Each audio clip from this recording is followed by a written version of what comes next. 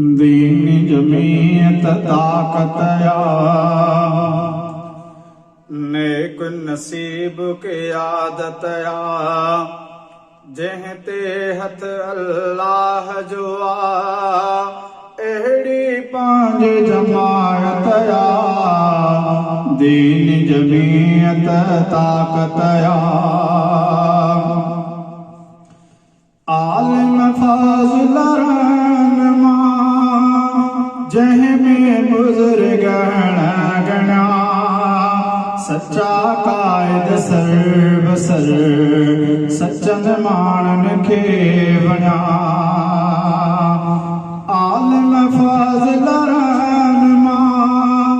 जह में बुजुर्ग गणा सच्चा कायद सर्वसर सच्चन मानन के बना केड़े वेही तोर कजे सच्चन तासिर गोर कजे शिरक कुफर है बिदअत खां जिन कई जाम बगावतया दीन जमीयत ताकतया जुल्म सिस्म जी राह में बन भी दीवार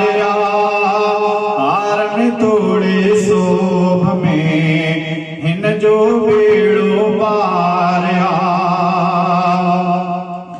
जुल्म सिस्म जी राह में बन भी दीवार हार में तोड़े सोभ में इन जो बेड़ो पारिया हार में तोड़े सोभ में इन जो बेड़ो पारिया दीनी चाम जमीयत ते पूरी प्यार शरीयत ते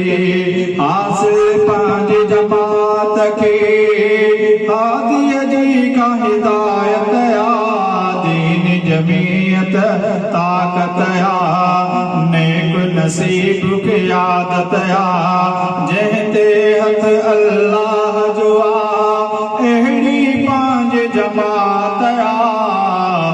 दीन जमीयत ताकतया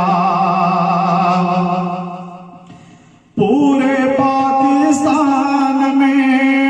एड़ी नबी तनज़ीमया हर पासे खां कजी एक दी ताज़ीमया पूरे पाकिस्तान में अहड़ी नबी तनज़ीमया हर पासे खां कजी एक दी ताज़ीमया तोरियो तोरियो गल चुकंदो चोत ठहियो मिटीअ मां बंदो माण्हूअ खे हिते रखणी बस नियत साफ़ निहायतया दीन जमीयत ताकतया इंशा अल्लाह मुल्क में आनी दी शरई निज़ाम पंहिंजे जमीयत खे बणियल कादिर जो आहे कलाम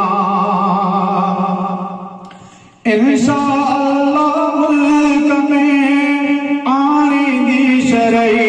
निज़ाम पंहिंजे जमीयत खे बणियल कादिर जो आहे कलाम अमन अमान शरीयत में सच रफ़ीक हकीकत में इनमें शामिल खोड़न के बख्शी रब विलायतया दीन जमीयत ताकतया नेक नसीब की आदतया जहते हथ अल्लाह जुआ